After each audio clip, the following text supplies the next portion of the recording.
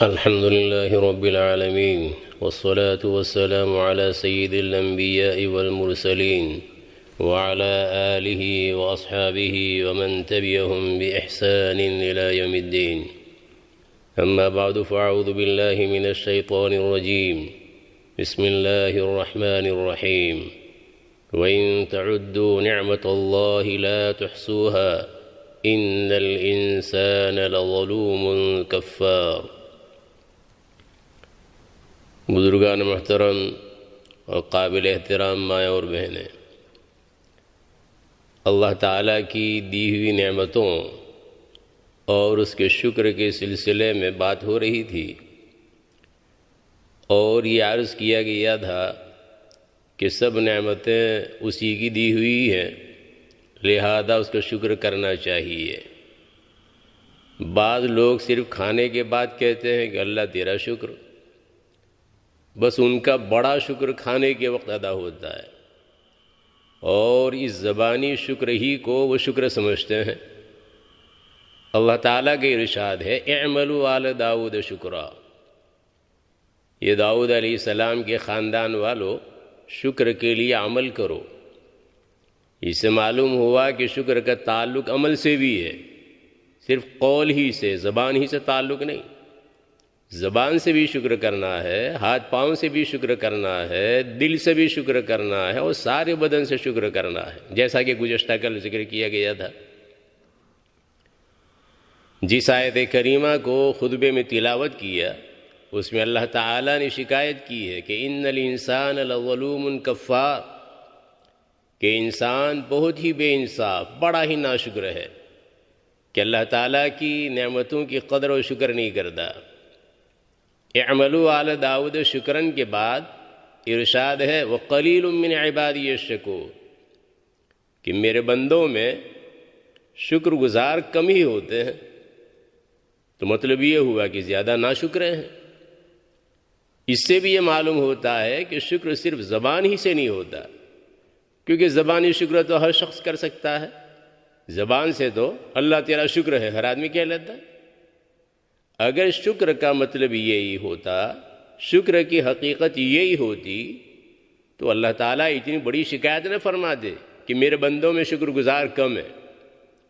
معلوم ہوا کہ شکر کا زیادہ تعلق عمل سے ہے، اور واقعی عمل کرنے والے بہت تھوڑے ہیں، اسی لیے شکایت کی گئی۔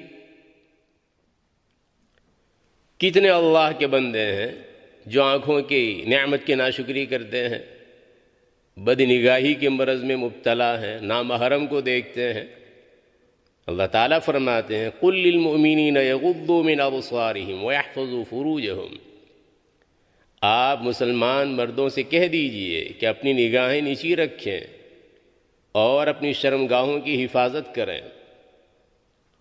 یہ نگاہوں کا نیچی رکھنا اپنی شرمگاہوں کی حفاظت کا ایک بہت بڑا ذریعہ ہے۔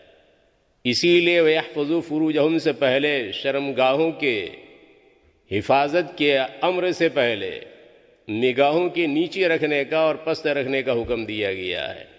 اور جس طرح مردوں کو یہ حکم دیا گیا، اسی طرح خواتین کو، عورتوں کو بھی یہ حکم دیا گیا ہے۔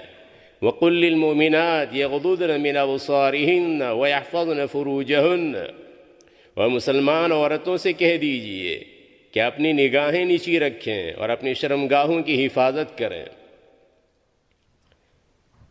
بڑے افسوس کی بات ہے کہ بعض تو بڑی عمر پر پہنچ جاتے ہیں، قبر کے دہانے پر کھڑے ہیں، لیکن آنے جانے والی خواتین کو گھورتے رہتے ہیں۔ یہ بہت سخت بات ہے۔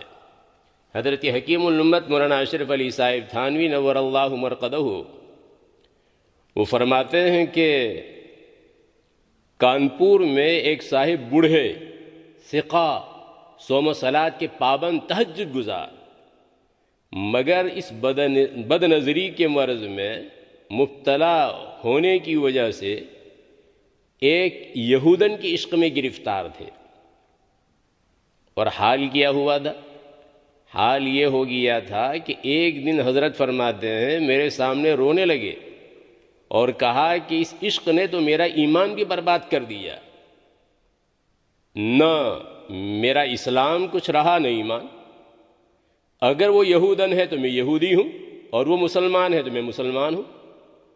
حضرت فرماتے ہیں کہ میں نے ان سے کہا کہ توبہ کرو توبہ، یہ کیا بک رہے ہو؟ مگر وہ ایسے بے خود تھے کہ باوجود میرا ادب کرنے کے میرے سامنے بھی ایسے کفریہ کلمات کیے گئے۔ تو یہ نظر بد سخت خطرناک چیز ہے۔ النظر سہم من سہام ابلیس، کہ یہ شیطان کے تیروں میں سے ایک تیر ہے یہ نظر۔ یہ بڑھاپا، بالوں کا سفید ہو جانا، پوتے پوتیوں والا اور نواسے نواسیوں والا ہو جانا، قوا کا ضعیف اور کمزور ہو جانا، ایک بیماری کے بعد دوسری بیماری، دوسری بیماری کے بعد تیسری بیماری، اس طرح بیماریوں کا تسلسل، یہ تو موت کا الارم ہے۔ ماذا الصبا والشیب غیر لمتی وکفا بتغییر الزمان نذیرا، یہ بالوں کی سفیدی ڈرانے کے لیے کافی ہے۔ اذا الرجال ولدت اولادها وبلیت من کبر اجسادها وجعلت اسقامها تعتادها فتلك زروع قد دنا حصادها، یہ اب ایسی کھیتیاں ہیں کہ ان کے کٹنے کا وقت قریب آ لگا ہے۔ تو جس طرح نامحرم کو دیکھنا یا آنکھوں کی نعمت کی ناشکری، اسی طرح اسمارٹ فون میں، ٹی وی میں نہ دیکھنے کی چیزیں دیکھنا، یہ بھی آنکھوں کی ناشکری ہے۔ کانوں کی نعمت کی ناشکری، گانے سننے، میوزک سننے، غیبت اور بہتان کی باتیں سننے سے ہوتی ہے۔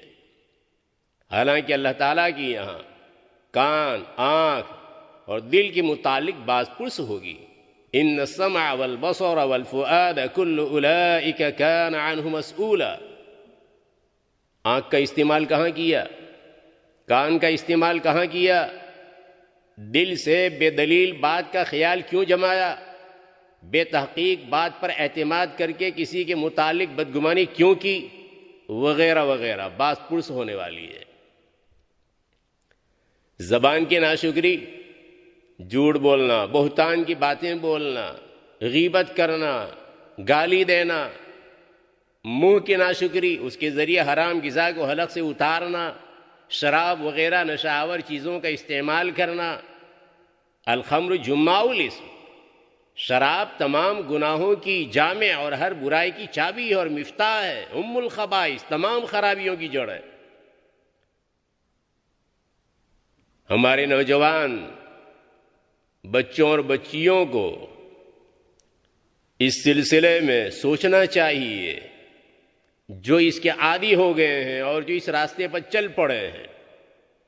انڈیا کے صوبے گجرات کا بادشاہ خلیل خان گزرا ہے، جو مظفر شاہ کے لقب سے تخت نشین ہوا تھا سلطان محمود بیگڑا کے بعد۔ ایک دفعہ اس کی سواری کے گھوڑے کے پیٹ میں درد ہوا۔ جب کسی دوا سے اچھا نہ ہوا تو معالج نے اس کو تھوڑی سی شراب پلا دی، جس سے وہ اچھا ہو گیا۔ سلطان مظفر کو جب اس کا علم ہوا تو اس نے اس گھوڑے کی سواری چھوڑ دی۔ مسئلے کے اعتبار سے اس پر سواری جائز تھی، لیکن اس کی تقوی کا حال دیکھیے، بادشاہ ہو کر اس کو یہ گوارا نہیں۔ بادشاہ تھا، اور بادشاہ عامتاً جو زندگی گزارتے ہیں بالکل آزادانہ، لیکن یہاں اس کو یہ گوارا نہیں کہ جس سواری پر وہ سوار ہو شراب اس کا جز بنے۔ تو پھر ہم تو انسان ہیں، اور انسان ہو کر مسلمان اور نبی اکرم صلی اللہ تعالی علیہ وسلم کی امت کے افراد ہیں، تو ہم یہ کیسے گوارا کریں کہ شراب ہمارے پیٹ میں جائے اور وہ ہمارے بدن کا جز بنے؟ لا يدخل الجنت جسد غذی بالحرام، وہ جسم جو حرام سے پلا بڑھا، جس کو حرام کی غذا ملی، وہ جنت میں داخل نہیں ہوگا۔ امت مسلمہ کے نوجوان لڑکے اور لڑکیوں کی جوانیاں شراب اور سندری لڑکیوں کے یا لڑکوں کے چکروں کے لیے نہیں ہے، یہ جوانیاں تو اس لیے ہے کہ جب بڑھاپے میں نفلی عبادتیں زیادہ نہ ہو پائیں گی تو جوانی کی نفلی عبادتیں پینشن کا کام دے سکے۔ جوانی کی توانائی اس لیے ہے کہ گناہوں کی طرف اٹھنے والے قدم کو فوراً طاعات کی طرف موڑ سکے اور عرش الہی کے سائے میں جگہ پانے والا اپنے آپ کو بنا سکے۔ بہرحال اللہ تبارک و تعالی ہمارے نوجوانوں کی، بچوں کی، بچیوں کی مکمل حفاظت فرمائے ایسے ماحول سے۔ ہاتھ اور پاؤں کی ناشکری، ناجائز چیز پکڑنا، ناجائز کاموں کی طرف چلنا، سارے بدن کی ناشکری، اسے گناہوں میں اور اللہ کے ناراض کرنے والے امور میں لگانا، اور اگر اس کی تفصیل کی جائے تو کافی گھنٹے اسی میں صرف ہو سکتے ہیں۔ معنوی اور روحانی نعمتوں میں سے رسول اکرم صلی اللہ تعالی علیہ وسلم کی ناشکری، آپ سے محبت نہ کرنا، آپ کی تعظیم نہ کرنا، آپ کے فرمودات پر کان نہ دھرنا، آپ کی اطاعت نہ کرنا، قرآن مجید کی ناشکری، اس کی تلاوت نہ کرنا، اس کے تقاضوں پر عمل نہ کرنا، اسی طرح اس کی تعلیم میں مشغول ہونے کو وقت ضائع کرنا، یہ کہنا یہ بھی قرآن کی ناشکری ہے، اس کو موبائل کی رنگ ٹون بنانا وغیرہ، ایک لمبی فہرست ہے قرآن کی ناشکری۔ ماہ رمضان کی ناشکری، استطاعت کے باوجود اس میں روزے نہ رکھنا، یا روزے رکھنا لیکن اس میں بیہودہ باتوں کو نہ چھوڑنا، تراویح ادا نہ کرنا، رمضان المبارک کا مہینہ پانا لیکن اپنی مغفرت نہ کروانا۔ نبی اکرم صلی اللہ تعالی علیہ وسلم نے حضرت جبرائیل علیہ السلام کی دعا پر، یا یوں کہو بد دعا پر، آمین آمین آمین منبر پر چڑھتے ہوئے ارشاد فرمایا تھا، اور یہ معروف ہے، مشہور ہے۔ نبی اکرم صلی اللہ تعالی علیہ وسلم خطبے کے لیے منبر پر تشریف لے جا رہے تھے، ایک درجے پر قدم رکھا، آمین فرمایا، دوسرے درجے پر قدم رکھ کر فرمایا آمین، تیسرے درجے پر تشریف لے گئے، فرمایا آمین۔ حضرات صحابہ کرام رضوان اللہ علیہم اجمعین کو حیرت ہوئی کہ آپ علیہ الصلوۃ والتسلیم یہ آمین آمین 3 مرتبہ کس بات پر فرما رہے ہیں؟ بعد میں آپ علیہ الصلوۃ والتسلیم نے فرمایا کہ اس وقت جبرائیل علیہ السلام تشریف لائے تھے، جب میں نے منبر کے ایک درجے پر قدم رکھا تو انہوں نے کہا وہ شخص خاک آلود ہو، اس کی ناک ذلیل و خوار ہو، جس کے سامنے آپ کا ذکر ہو اور وہ آپ پر درود نہ بھیجے۔ تو میں نے کہا آمین۔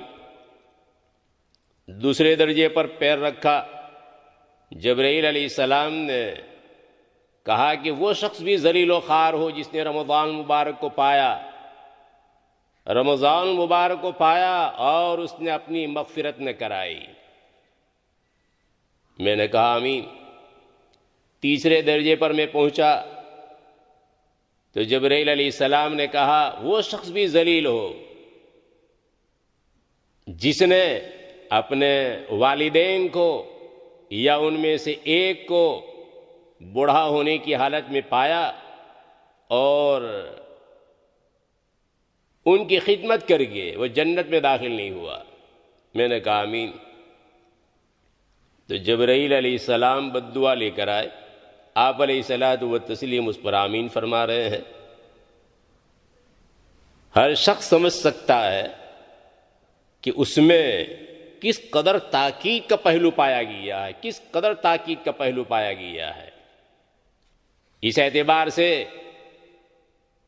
آپ علیہ الصلوۃ والتسلیم جس اہم بات کی طرف توجہ دلا رہے ہیں،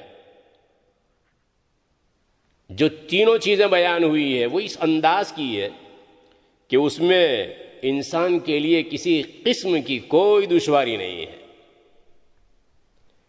تینوں چیزیں انتہائی سہل ہیں، تینوں چیزیں انتہائی آسان ہیں۔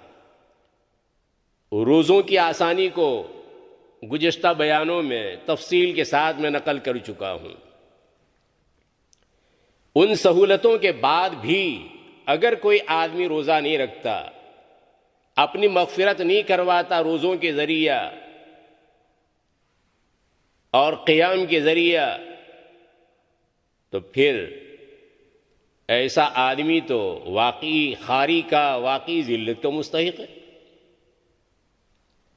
نبی اکرم صلی اللہ تعالی علیہ وسلم کا اسم گرامی سن کر، آپ علیہ الصلاۃ والتسلیم کا نام مبارک سن کر درود پڑھنا، یہ انسان کی طبیعت کا تقاضا ہے۔ انسان سمجھتا ہے کہ وہ نبی یا عربی ہمارے محسن ہیں، ہمارے محسن ہیں، اس اعتبار سے مجھے پڑھنا چاہیے۔ نبی اکرم صلی اللہ تعالی علیہ وسلم کے احسان کا بدلہ تو ہم کیا چکا سکتے؟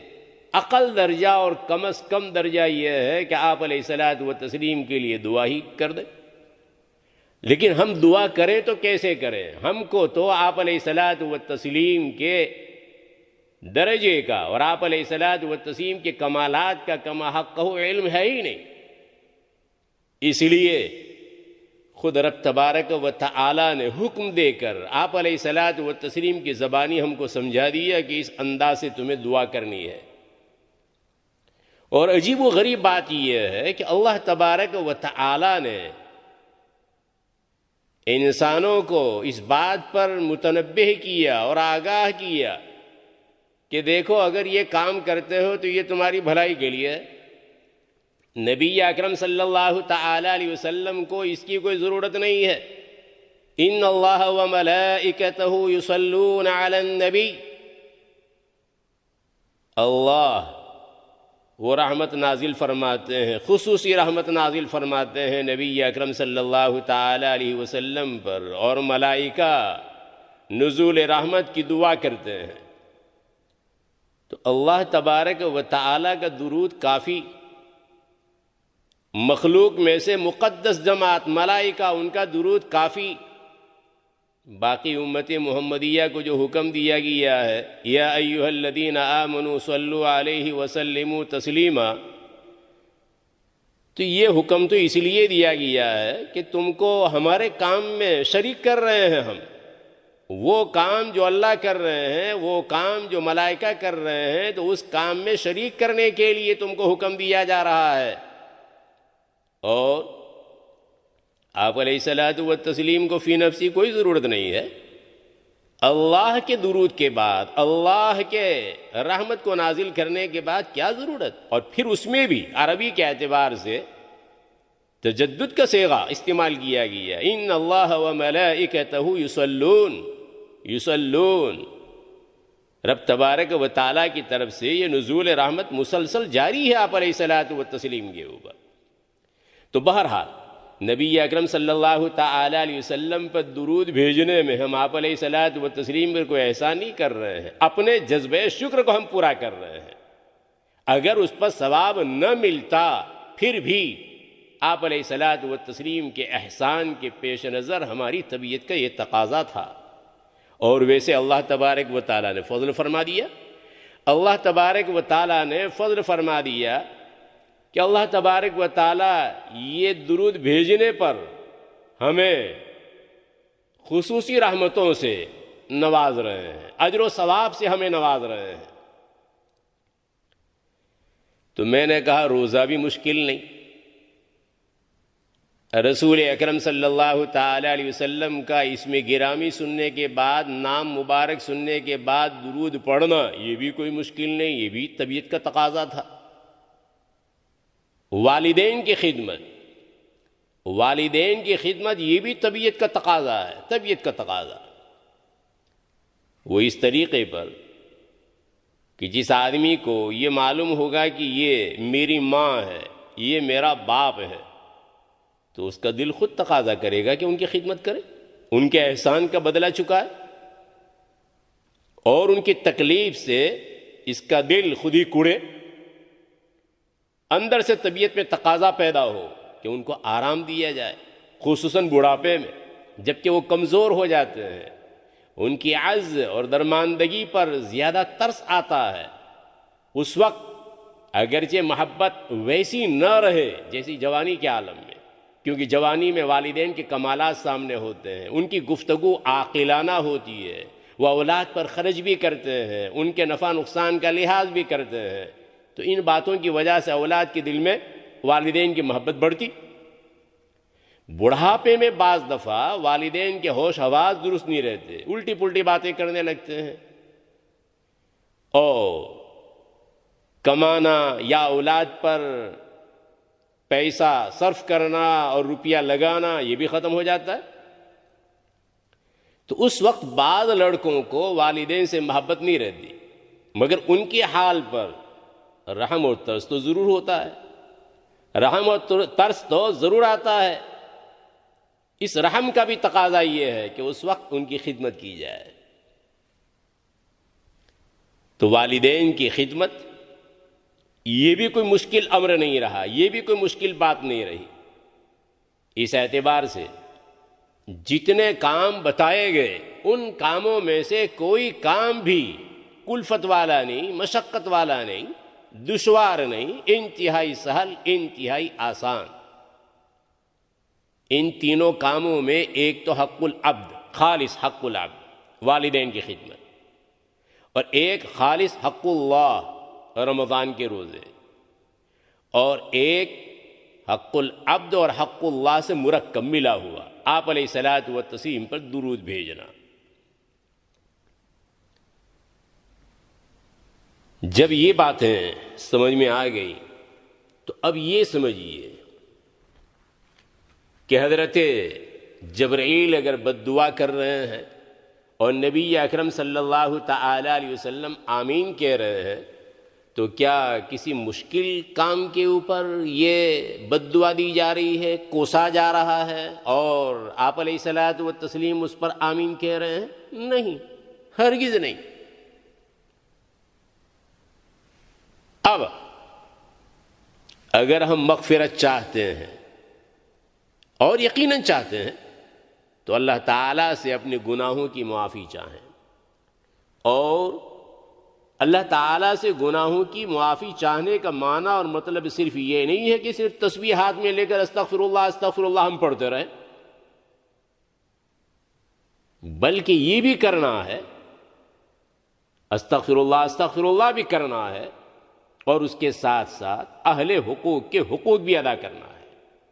اگر کسی کی زمین دبا لی ہے، اگر کسی کے مکان پر ناجائز ہم نے قبضہ کر لیا ہے تو اس کے حوالے کرنا ہے. کئی ایک یہاں برطانیہ میں رہنے والے بھائی ایسے ہیں جو بہنوں کے حق کو دبائے ہوئے ہیں.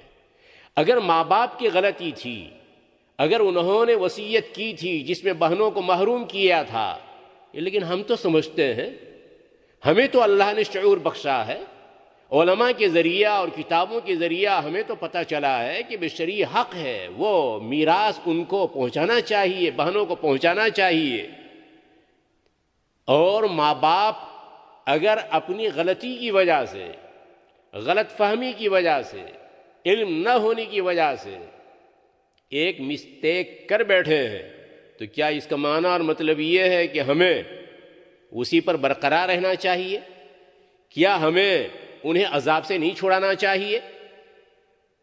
ضرورت اس بات کی ہے کہ جب اللہ عز و جل نے یہ شرعی حق ہم پر عائد کیا ہے، اور میراث یہ شرعی حق ہے جو اللہ عز و جل نے خود ہی بیان کر دیا ہے، فلاں کا اتنا حق، فلاں کا اتنا حق، فلاں کا اتنا حق. عام متن اللہ تبارک و تعالیٰ اصول بیان فرماتے، جزیات بیان نہیں فرماتے. اور میراث کے باب میں اللہ تبارک و تعالیٰ نے اصول اور جزیات بھی، بہت کم وہ چیزیں ہیں جو نبی اکرم صلی اللہ تعالی علیہ وسلم نے یہ میراث کے سلسلے میں ارشاد فرمائی ہے، اور اجماع امت سے کوئی بات ثابت ہو رہی ہے. ورنہ زیادہ تر باتیں خود قرآن مجید سے ثابت ہو رہی ہیں میراث کے سلسلے میں. لہذا اول فرصت میں ہمیں یہ کام کرنا چاہیے. عورت نہیں مانگ رہی ہے تو کیا ہوا، بہن نہیں مانگ رہی ہے تو کیا ہوا، ماں یا سوتیلی ماں نہیں مانگ رہی ہے تو کیا ہوا، اس کا حق ہے، شریعت نے لازم کیا ہے. تو اپنے لیے جہنم کا سامان نہیں کرنا چاہیے. اس مال و دولت کو اپنے پاس ذخیرہ کر کے در حقیقت ہم جہنم کا ایندھن جمع کر رہے ہیں اور جہنم کا سامان کر رہے ہیں. اور پھر مجھے تعجب اس پر ہوتا ہے کہ انڈیا میں اگر کوئی کرے تو تھوڑا کچھ سمجھ میں آتا ہے، سینس میک ہوتا ہے. یہ معنی یہ مطلب نہیں ہے کہ انڈیا میں اجازت ہے، نہیں، میں یہ کہہ رہا ہوں کہ وہاں تھوڑا بہت تو آدمی کو کچھ سمجھ میں آیا کہ اچھا اس آدمی کا ضرورت تھی، اس آدمی کو احتیاج تھا، اس وجہ سے اس نے ایسا کر لیا. یہاں کیا ضرورت ہے؟ اللہ تبارک و تعالیٰ نے سب کچھ دیا ہے اور اس کے باوجود پیٹ نہیں بھر رہا ہے. وہ تو قبر کی مٹی ہی بھرے گی، قبر کی مٹی ہی بھرے گی اگر اس سے نہیں بھر رہا ہے جو شریعت تم کو دے رہی ہے. لہذا اول وہلہ میں، اول فرصت میں ایسے ناجائز جو قبضے ہم نے کر رکھے ہیں مکانوں پر، زمینوں کے اوپر، صاحب حق کو ان کا حق پہنچائیں. اللہ تبارک و تعالی ہمیں توفیق دیں گے، ضرور ہم یہ کام کریں گے. اللہ تبارک و تعالی سے ہم مانگے بھی کہ یہ مال دولت کی محبت ہم سے کم ہو جائے، مال دولت کی محبت ہم سے چلی جائے، نکل جائے، اور اس کے نتیجے میں ہمارے لیے یہ کام سہل ہو جائے اور آسان ہو جائے. بہت سے لوگ یہ خیال کرتے ہیں کہ پوری عمر تو ہم نے اس حال میں گزاری، مثلا بڑھاپے کی عمر پر پہنچ گئے، اب خیال یہ کرتے ہیں کہ اب داڑھی رکھنے کا کیا فائدہ ہے. ویسے تو داڑھی واجب ہے، سنت نہیں، داڑھی واجب ہے. اور بہت سے یہ خیال کرتے ہیں کہ ہماری بیویاں ان کو ہم پسند نہیں آئیں گے. نہیں، میں خواتین کو اور مستورات کو اتنا بیوقوف نہیں سمجھتا. خواتین جب یہ جانتی ہے، جب یہ سمجھتی ہے کہ نبی اکرم صلی اللہ تعالی علیہ وسلم کی شکل و صورت ایسی تھی، آپ علیہ الصلاۃ والتسلیم کی شباہت اختیار کرنا یہ ہمارے شوہروں کے لیے جنت میں جانے کا ذریعہ ہو سکتا ہے، تو وہ کیوں رکاوٹ بنے گی؟ ان کو تو پتہ ہی ہے کہ آدمی کس سے حسین معلوم ہوتا ہے. تمہارے داڑھی رکھنے کے نتیجے میں تمہاری شکل کوئی بگڑتی نہیں ہے. یہ تو صرف مثال کے طور پر میں کہہ رہا ہوں، معنی اور مطلب یہ نہیں ہے کہ صرف یہ داڑھی نہ رکھنا یہ گناہ ہے. اس کے علاوہ اور گناہ بھی. آدمی جس گناہ میں ملوث ہے اور جس گناہ میں اس کا انہماک ہے، وہ یہ خیال کرتا ہے کہ پوری عمر تو میری اس گناہ میں گزری ہے، تو اب میں داڑھی رکھوں آخری عمر میں، اب میں فلاں کام کروں. گویا وہ ایسا سمجھ رہا ہے کہ جس گناہ پر اس کا اصرار ہوا اور جس گناہ کو مداومت کے ساتھ اور ہمیشگی کے ساتھ کرتا رہا، تو اب اس گناہ کو چھوڑنے کا کوئی فائدہ نہیں. عمر تو ساری کٹی، عشق بتا میں مومن، آخری وقت میں کیا خاک مسلمان ہوں گے؟ وہ ہوگا کوئی کہنے والا اس طرح کہہ رہا ہوگا، لیکن بھائیوں، بزرگوں، بہنوں اور ماں، آخری وقت میں بھی توبہ کر لو. اللہ تبارک و تعالیٰ معاف کر دیں گے. اللہ تبارک و تعالیٰ کو یہ پسند ہے، اللہ تبارک و تعالیٰ معاف کرنے کے لیے آمدہ ہے، تیار ہے. اس کی طرف سے صدائیں بلند ہو رہی ہے، پکار ہو رہی ہے رب تبارک و تعالیٰ کی طرف سے. نبی اکرم صلی اللہ تعالی علیہ وسلم فرماتے ہیں، یا ایھا الناس توبوا الی اللہ فانی اتوب فی اليوم الیہ 100 مرہ. اللہ تبارک و تعالیٰ سے توبہ کرو. میں اللہ تبارک و تعالیٰ سے دن میں 100 دفعہ توبہ کرتا ہوں. استغفار، 100 دفعہ استغفار. نبی اکرم صلی اللہ تعالی وسلم معصوم، اور اس کے باوجود رسول اکرم صلی اللہ تعالی وسلم نے فرمایا، ان العبد اذا اعترف ثم تاب تاب اللہ علیہ.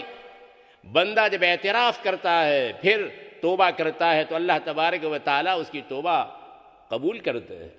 رب تبارک و تعالیٰ کی عنایت ہے. رب تبارک و تعالیٰ معاف کرنے کے لیے، میں نے کہا، صدا اور آواز لگوا رہے ہیں.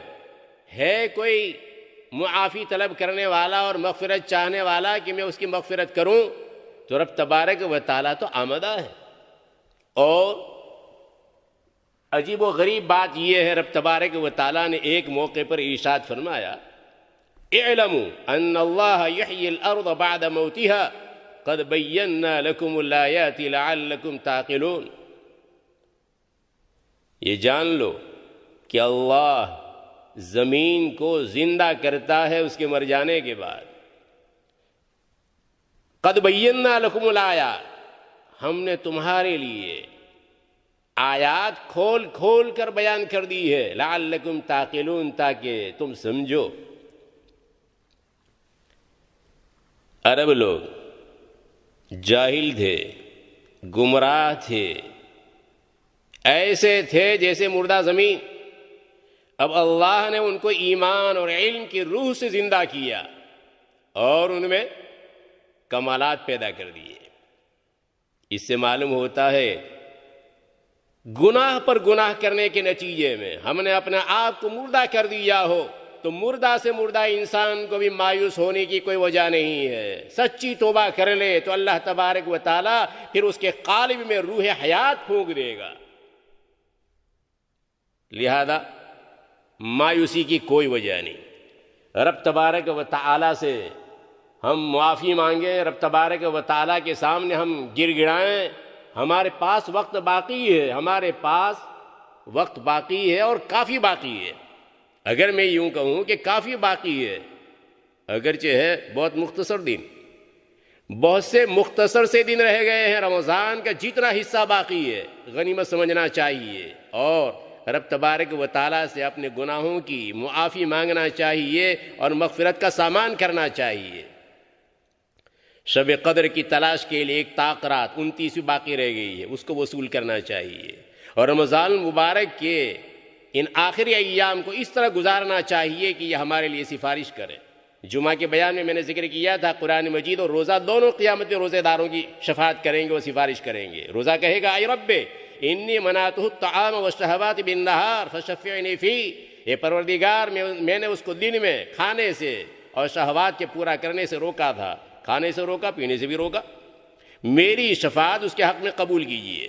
اور قرآن مجید کہے گا منعتہ النوم باللیل فشفعنی فی، میں نے اس کو رات میں نیند سے روکا تھا، میری شفاعت اس کے حق میں قبول کیجیے۔ فیشفعان، نبی اکرم صلی اللہ تعالی علیہ وسلم فرماتے دونوں کی شفاعت قبول کی جائے گی۔ تو بہرحال یہ جتنے لمحات باقی ہیں ان لمحات کی بھرپور قدر کیجیے اور وصول کیجیے ان لمحات کو، اور دعاؤں کا خوب اہتمام۔ یہ اللہم اللہم جو ہم کرتے ہیں یہ کوئی معمولی بات نہیں ہے، عربی زبان کی اپنی ایک لطافت ہے اور اپنی ایک نزاکت ہے، اور یہ بڑا تفصیلی مضمون ہے۔ یہاں میں ایک مختصر سی بات ذکر کرتا ہوں اللہم کے سلسلے میں۔ ویسے اللہم یہ کس سے بنا ہے، اس میں جو گرامر والے ہیں، عربی گرامر والے، ان کا لمبا چوڑا کلام ہے کہ اللہم یہ اصل میں کیا تھا۔ ایک قول یہ ہے کہ یا اللہ تھا، دوسرا قول یہ ہے کہ یا اللہ امنا بخیرن تھا، اور پھر اس کے بعد یا اللہ باقی کو حذف کر دیا، یا اللہ پھر حمزہ کو بھی حذف کر دیا اور لگا دیا وہ ہا کے ساتھ یا اللہ تھا تو یا اللہم۔ یہ امام فرار رحمۃ اللہ علیہ فرماتے ہیں ان کے اعتبار سے یا بھی ساتھ میں لگ سکتا ہے، ورنہ پہلے قول کے اعتبار سے یہ دونوں جمع نہیں ہو سکتی، یا اور میم یہ دونوں جمع نہیں ہو سکتے ہیں، یا اللہم یہ نہیں کہہ سکتے ہیں۔ امام فرار رحمۃ اللہ علیہ کے قول کا بصرہ کے جو نحات ہیں انہوں نے رد کیا ہے اور 10 وجوہ سے اس کو رد کیا ہے، لیکن مجھے یہ ذکر کرنا ہے کہ ایک قول اس میں یہ آیا ہے کہ اللہم میں جو میم ہے وہ میم تعظیم کے لیے ہے، تفخیم کے لیے ہے۔ ایک قول یہ ہے کہ تعظیم کے لیے، تفخیم کے لیے۔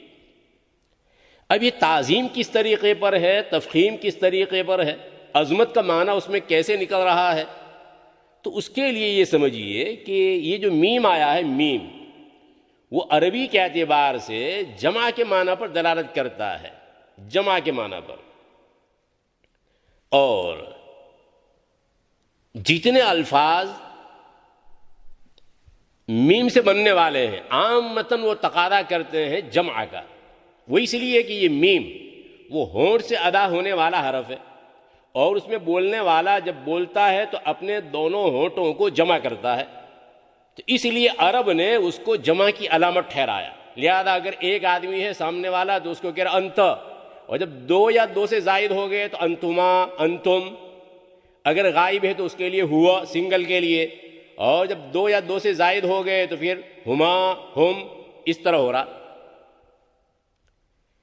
ایسے ہی اگر کوئی آدمی نیلگوں ہے، نیلے کلر والا، اس کو ازرق کہا جاتا، ازرق۔ زرقہ یا آسمانی رنگ کو کہا جاتا ہے۔ جب یہ آسمانی رنگ زیادہ ہو جائے، مجتمع ہو جائے، مستحکم ہو جائے، تو اب وہ کیا بولتے ہیں؟ الزرقم، بہت نیلگوں آنکھ والا۔